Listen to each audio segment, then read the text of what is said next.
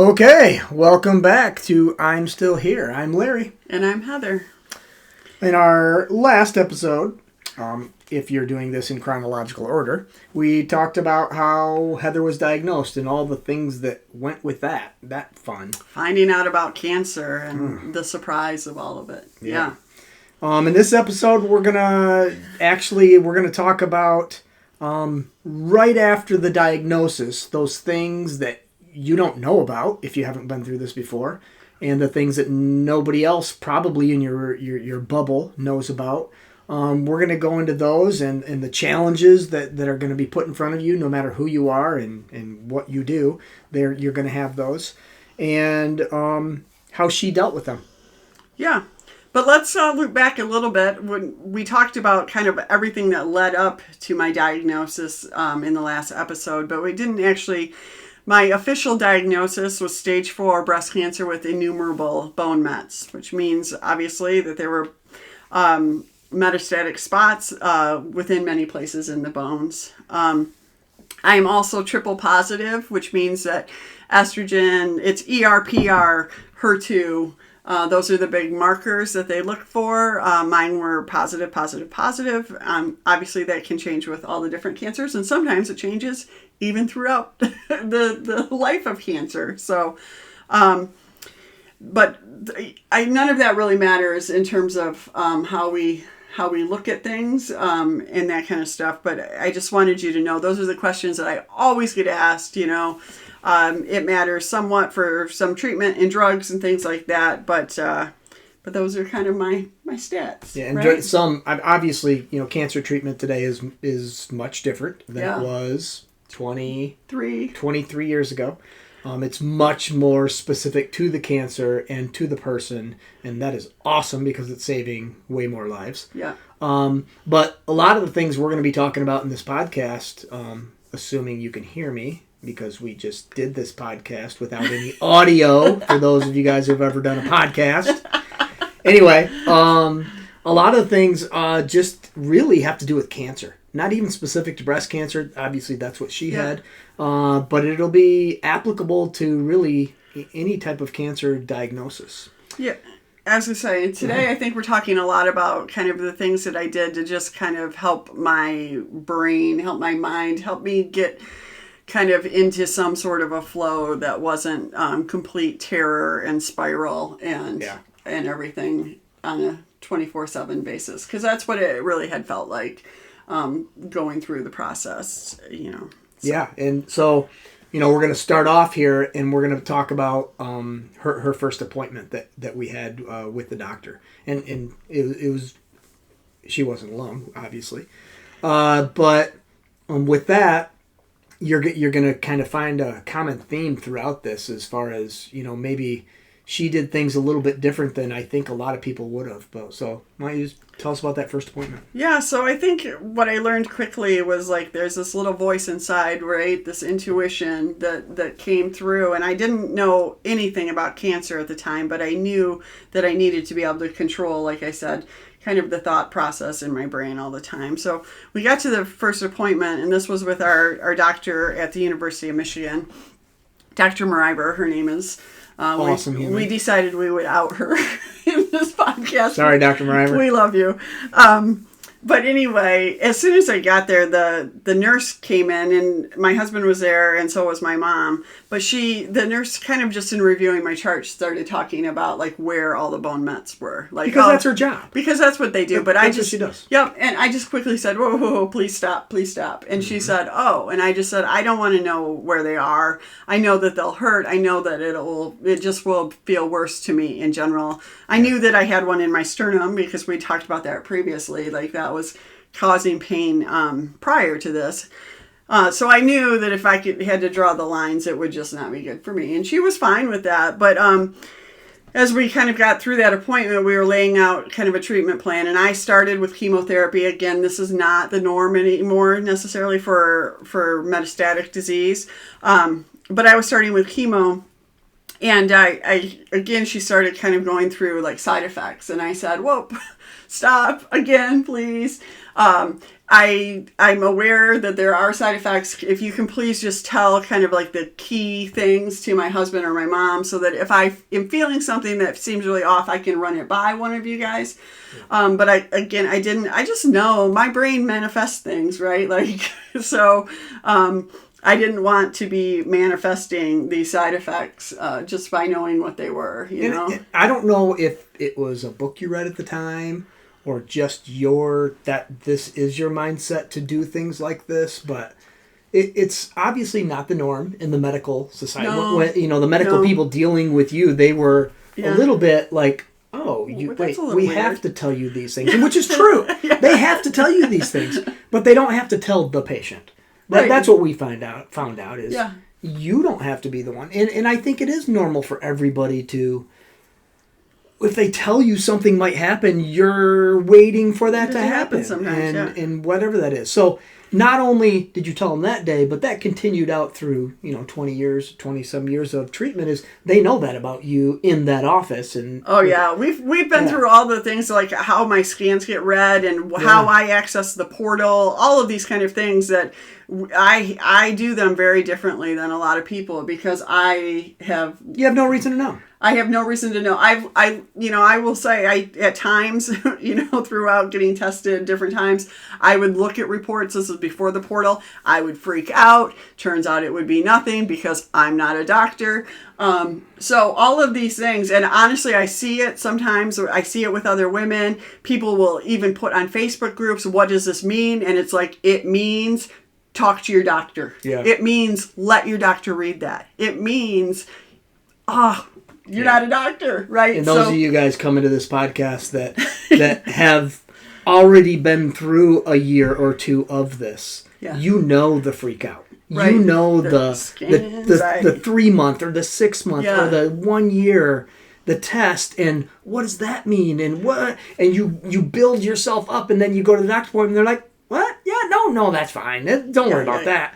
And that happened to us a million times. Oh my gosh. I can't tell you. So I even like back in the day figured out that it was best for me if I could have a nurse call me with my results prior to coming to the office. So I just had a little setup, and we did have a couple of times. And it wouldn't be any details. No. It would be, looked fine. Stable. Looked fine. Or, there's some things we're going to look at. Yeah. Or something like that. It wasn't anything specific. Yeah. And for you, what we're saying is for you, that helped. That was a positive thing in your treatment for those. But you guys at home have to set your parameters. You have to decide what you want. Yeah, and I think my big thing with that is just that you can set parameters. You can set boundaries, right? That's what you're trying to say too. Mm-hmm. I probably take it to an extreme in terms of boundaries, but and we're going to talk a little bit more about that in different things too. But it's really important. But in the medical environment, most people think you go to a hospital and the doctors talk to you and you listen and you do what they say and all of that's probably true, but you have a stake in that. You decided for you that, no, I'm going to do these things, you're going to tell me these things, and that's the way it's going to be, and they were okay with that. Yeah. They don't care. Yeah, no. So. All right, so another kind of, in this first week or 2 weeks or post-diagnosis type of thing, another thing that a lot of people have to consider is work. Yeah. And, I had a unique situation with work because I was in the process of changing jobs. So I had a situation where I was moving from one school system to another. So in Michigan, that was fairly seamless. Yeah. But I needed to go to work for 1 day to continue my benefits that I was getting. And your new employer was actually awesome about that. It's just come in for a day. They were come in for a day, hang out, pretend.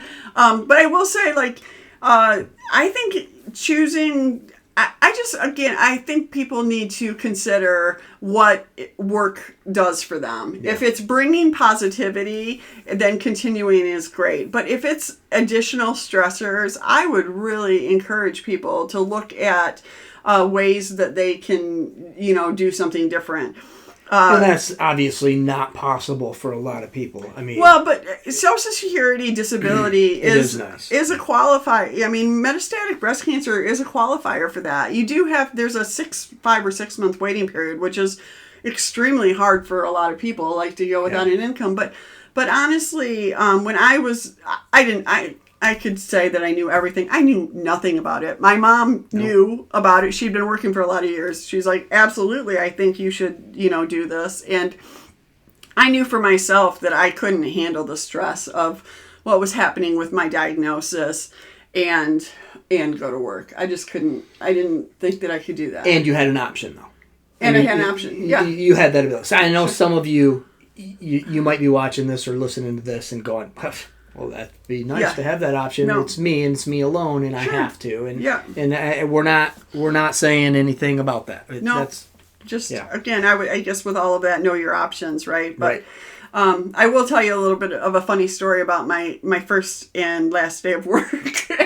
Though I started my treatment with chemo, which adriamycin, and when I had asked the nurse Kelly, who I still talk to a little bit, about hair loss. And, of course, that was like one of the few things, I knew about cancer was, right, you're bald. You lose your hair. So I kind of was joking with her when I got my first dose of adriamycin. I was like, well, so when am I going to lose my hair? And she said 14 days. And I said, oh, about 14 days. And she goes, no, I said 14 days. The 14th day. The 14th day. And I was like, oh, okay, I got it.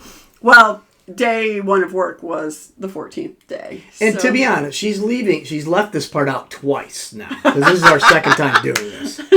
She was reading and doing stuff to find out what shampoos or what you can do to make it last longer, or to, eating healthy, or what things go into it. This was before cold caps. Yeah. And before internet, too. Yeah. But Kelly was right. Yeah. So anyway, I have to go to work that day. I go, I'm, in a situation where I don't know anybody, blah, blah, blah. And I literally, at one point, I reached up and just kind of tugged on my bangs, and I had then a whole thing of hair in my fingers. And I was like, lots of tears that day at work. One day of work. It was horrible. And I just thought, wow, I don't want to do this. I just didn't want to do that. So when I got home from work, I think I was crying and saying that it was falling out and it was terrible. And my husband took over from there. Yeah, I said this. I don't know. There's part of me which is not probably healthy. Somebody's going to diagnose me. But I tend to make pretty serious situations, try to make them find the humor in it. Yeah. Let's just say that without making me sound like an idiot.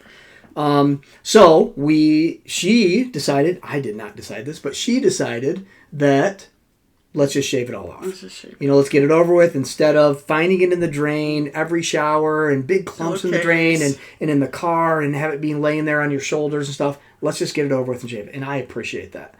So we went into our tiny little bathroom that we had at our old house and got the scissors, got the clippers, got the razor with the shaving cream, and we spent... Probably not one of those things was really sharp. No, we were broke. We were young, and I'm sure we spent an hour or two in there shaving her head. Yeah. And maybe not at the very beginning, but by halfway through, we were laughing our asses off. Mm-hmm. This just became... Are you kidding me? I'm shaving my wife's head. Yeah. And to think that was ever an option when you went into marriage, no. So, I could almost see in her, now, I'd be lying if I say I remembered 23, 4 or 5 years ago and exactly, but I do remember that being a really, really hard day for you and lots of tears and then coming home and then turning it into laughter and you're like, let's go. And I do remember you put on a bandana and we went to church for, it was like a Wednesday meal. It wasn't church, but it was just a Wednesday meal that they were having. And a whole bunch of people who had heard that she got cancer that we hadn't seen yet by any means. Now, some we had, but but not the masses. And you were like, let's go. I mean, you got your head shaved. And 15 minutes later, we went. This just goes to say what a compliment will do for you, because I remember you saying you look great. And then you were like, you want to go to dinner? And I was like, I guess so. Okay, so it might have been my fault when she puts it that way. Is maybe I was hungry. I don't know. But no, it's, yeah. And so, which leads us into, okay, you go into an environment after, either after the diagnosis. Or after something in it, like a surgery or those big things that do happen with cancer. And you go now see a bunch of people at work that you haven't been at work.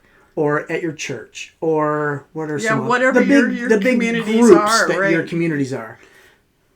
It's really people hard. are going to say things that they think are the best thing they can say and that are just completely stupid. Yeah.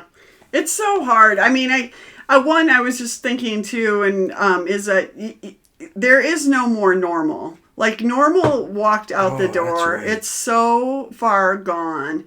And so, gosh, we could do an episode on that. Yeah, even people would say like that, like things getting back to normal. And I would be like, are you kidding me? Nothing about my life is normal. We could pretend, but it's not anymore. Like, it just goes away. Or even about getting back to normal. And it's like, again, that's all gone. Like, it has changed forever. But you guys know this because you've been. A lot of you have already been diagnosed, and that's why you're on here, or your loved one has been. You know that every commercial on TV you watch, and it's like, wait, what? Oh my gosh, this wasn't on here for him, but yeah, it was. But now everything in this world just radiates. And it's so hard. I think initially I remember literally everything I saw or everything somebody said was then I would turn that into cancer. Yeah. Somebody would talk about, I'm gonna this, and I'm like, I don't know if I'll ever be able to, or I'm gonna that, or whatever.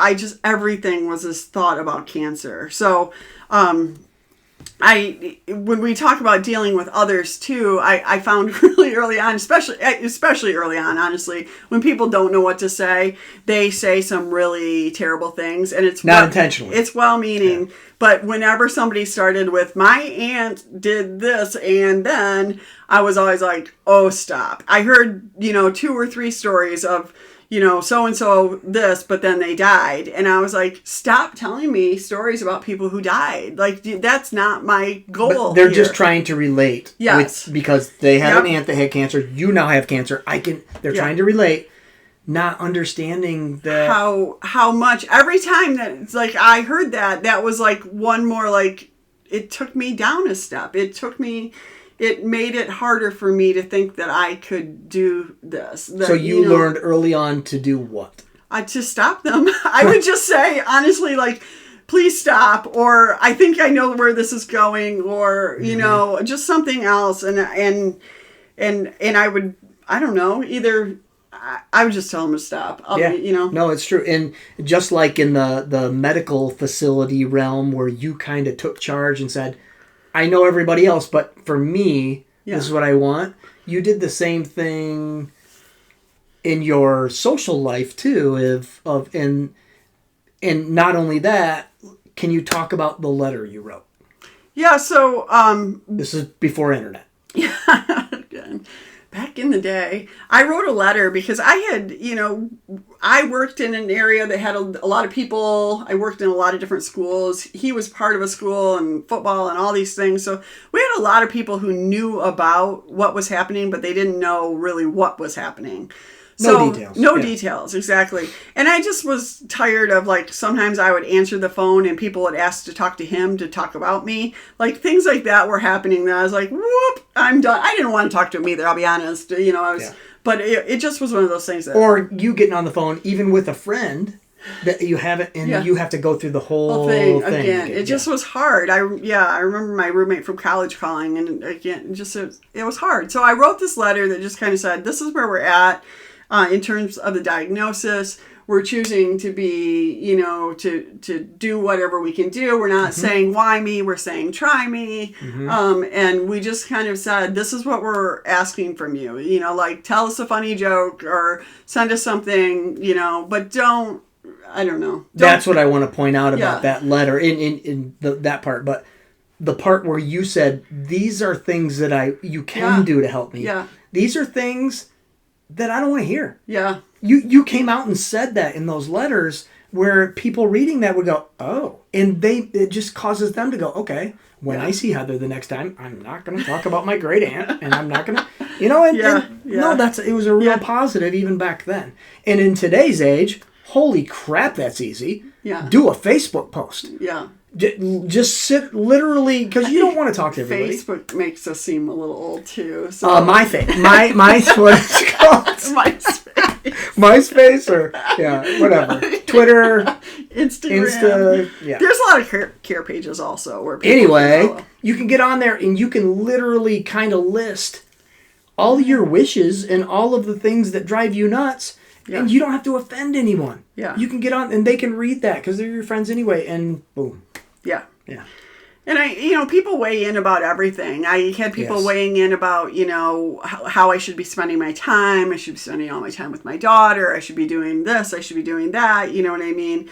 I knew, again, for that, I knew for myself that I needed to choose to take care of myself first, above taking care of my daughter. And by that, it just looked like she continued to go to the babysitter every day just for a half a day so that I could stay home and really focus on myself. And even today, 25 years later, people would go, oh yeah, of course. Right. 25 years ago, that was not the norm. No, they just thought I should just hang out with her, spend all my time with Sydney. Yeah. And I remember somebody saying she's not going to remember this, and I thought, okay, well then she wouldn't remember me if I'm not here. So, I mean, just moms and women in general have a tough time sometimes really caring for themselves, but we have to care for ourselves if we want to care for people long term. It's true of any human, right? But women oftentimes take on a role that really can be hard for them. And I would encourage families also to not put that pressure on the women in their lives. So you've always been a great supporter of, I'm not expecting this from you, I'm in terms of even... Yeah, but stereotypically, you would think, okay, because I had no clue, but the person that got cancer, well, they should lay on the couch or they should lay in bed and get them some soup and it may help them feel better. You were getting chemo and going out and walking a 10K. Well, yeah. That was not the norm back then. And maybe it isn't even today, and it's not the norm for everybody. I'm not trying to say that, but you took an approach that a lot of people didn't 25 years ago. In the why am I still here? All of these things played a little part in it. And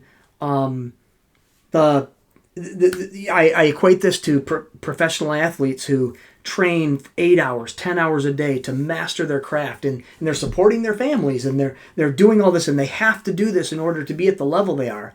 That's what you did with cancer. And people don't know. I'm probably the only one that knows all of the steps and the lengths that you went through in order to do whatever, to do everything you could, I should say, to give you a chance. Yeah. My goal was to build the strongest, healthiest body that I could build so that the treatment could be as effective as possible. Physically, mentally, spiritually. In all realms. Yeah, in all realms. But I guess in all of that, I'm trying to say, like, women, please know that it's so important to take care of yourself. Yeah. You know what I mean? Yes. And honestly, I feel like it's the best thing you can do for your family. No doubt. Is to take care of yourself. Because other people are going to be telling you something different. Yes. Take care of everybody else first. Yeah. And that is not the case. And it's after not even, diagnosis. and even emotionally also, like I've been very fortunate with that kind of stuff that I didn't have to emotionally support other people through my diagnosis. There were people initially that would have hopped on and let me do that, but I was like, nope, I can't. I kind of built this bubble of people, and I really just relied on them. So talk about your bubble. What are you Yeah, talking about so they know? Yeah, so my bubble, my core people were you, my best friend Christy, and my mom were the three people who were with me most of the time. I mean, I was home alone during the days if I didn't have treatment, but other than that, they were the ones who were with me through treatments and a big role. Yeah. But we delegated people. My brother was a kind of a contact person for our family, and my colleague from work was a contact from them, and we just kind of really figured out how to put together this team that could support so that information would go out as we needed it to, but it didn't, like the other stuff didn't. We could be a buffer to her too, coming back in. Yeah.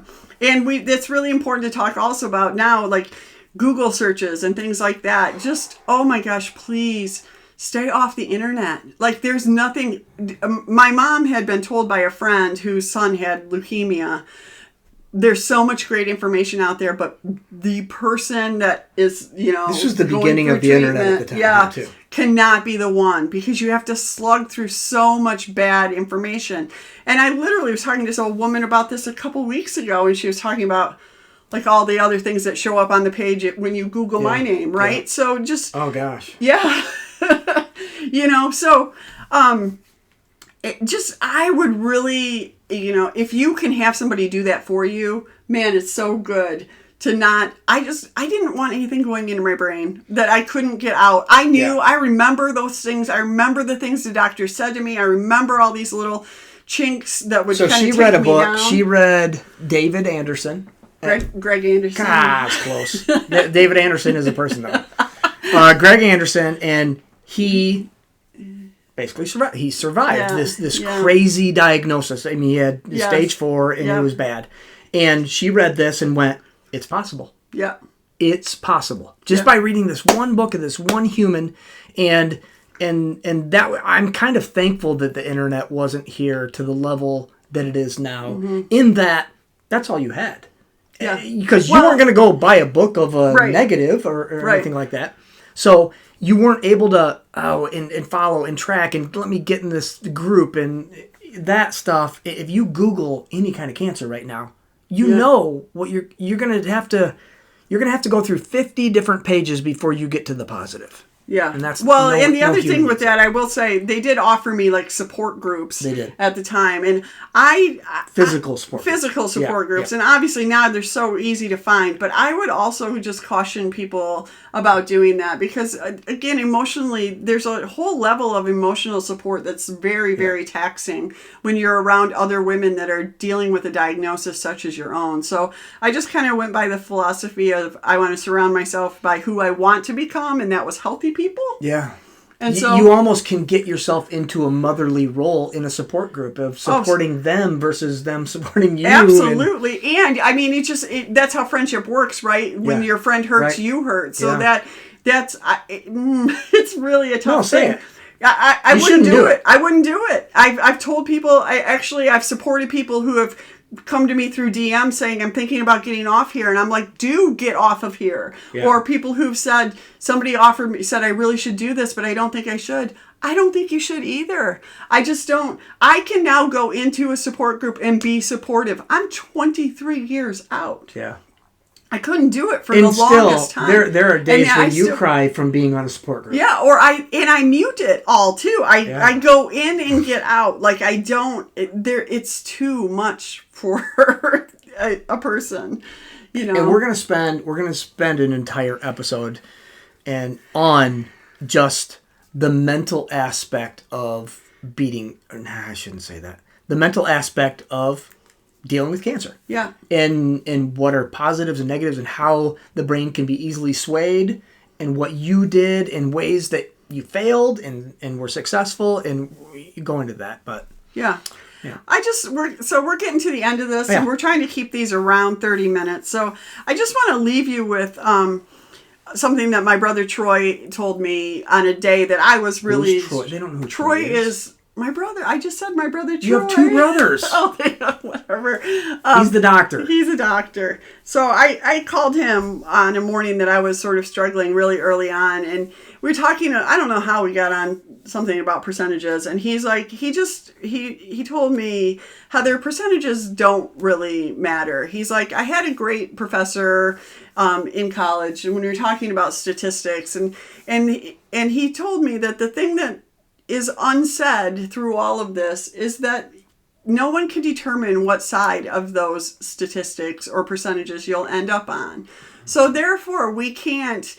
You can use them to kind of for good or evil. For good or evil, That's exactly. so true. So when you're in the good percentages, you're like, woo, and they're making you feel great about I've got a 90% chance. But the fact is, it doesn't matter how they weigh, right? Because we're all individuals. And so with that, I just really decided, okay, You knew the percentages were shitty. They were really bad. And you decided what? That I had a chance. That I was going to be one of them. Saying I have a chance. And we laugh for all of you who love Dumb and Dumber the same way. Maybe the best movie ever. That we do, it really did come down to, so you're telling me I have a chance. You're saying that I have a chance, and that was where I really wanted my head space to be. So thanks for hanging out with us, and we're looking forward to talking with you more, and we'd love to hear from you, and we'll give you an opportunity you can always send us some questions or comments or whatever, but please do. Yeah. Or if something that we're just way off base with, or that you want answers to, we're willing to dig. We are pretty darn connected at this point in the cancer field. Yeah. So even just questions, we can usually get answers within a day, and we're willing to do that. So yeah. Yeah. I'm still here. You are.